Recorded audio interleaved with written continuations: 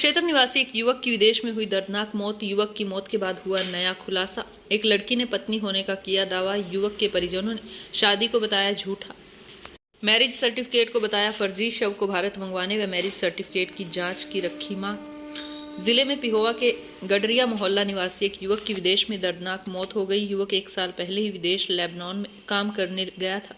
युवक की पहचान धीरज कुमार निवासी गडरिया मोहल्ला पिहोवा के रूप में हुई। युवक अपने माता पिता का इकलौता बेटा था। युवक की 3 बहनें हैं जिनकी शादी हो चुकी है। युवक की मौत के बाद एक नया खुलासा हुआ जिसमें पिहोवा निवासी एक लड़की ने धीरज कुमार की पत्नी होने का दावा किया है और मैरिज सर्टिफिकेट भी प्रशासन के समक्ष रखा है। 2023 में लड़की ने शादी होने का दावा किया है। मृतक धीरज की बहन मोना, पिता पवन कुमार और चचेरा भाई संजीव कुमार ने जानकारी देते हुए बताया कि उनको यह शादी के बारे में कुछ भी नहीं पता है और ना ही आज तक लड़की ने कभी उनके सामने आकर धीरज की पत्नी होने का दावा किया है।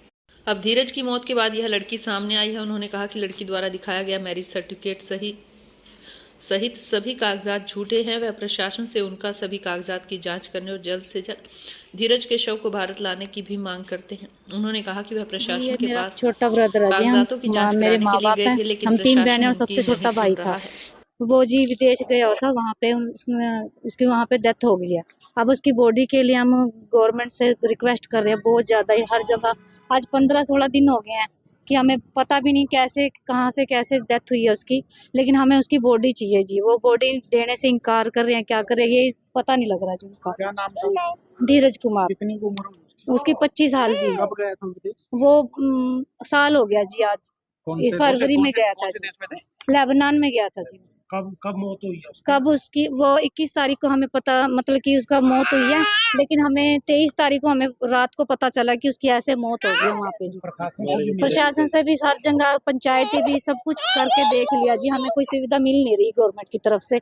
बस इनसे यही रिक्वेस्ट है कि मेरे पेरेंट्स से, ये बूढ़े माँ बाप है, इकलौता बेटा था उनका, एक ही बेटा था उनका। अभी हम तीनों मैरिड हैं, सिर्फ वही सहारा था इनका, लेकिन अब गवर्नमेंट भी सुन नहीं रही है कि हमें हमारा भाई चाहिए छोटा। वजह क्या लगी जी, किस वजह डेथ हुई? वजह जी वो वहाँ पे कोई हादसा हो गया, वहाँ पे अचानक ही हादसा हुआ उसके साथ, जो मौत हुई है उसकी वहाँ पे। प्रशासन से भी कुछ आश्वासन दिया प्रशासन? वो भी सुनने को तैयार ही नहीं हो रही जी हमारी बात, कि हमें सिर्फ हमारे एड्रेस पे जो भी है कागजी कार्रवाई जो चल रही है उनके, ये है कि एड्रेस में हर जगह यही है कि अब हमें 25 को ये भी पता चल रहा है कि 25 को पता चला कि 29 को हमें पता चला कि उसकी मैरिड सर्टिफिकेट किसी ने अड़ाया, वो पत्नी होने का दावा कर रही है, लेकिन वो जो डॉक्यूमेंट्स, उसकी शादी है ही नहीं, ना मेरे माँ बाप को पता, ना उसकी शादी हमारे घर हुई है, ना वो हमारे साथ रह रही थी, ना हमें बिल्कुल नहीं पता इस बारे, जानकारी नहीं जी। वो पेवे से ही है जी, खेड़ा कॉलोनी से है जी।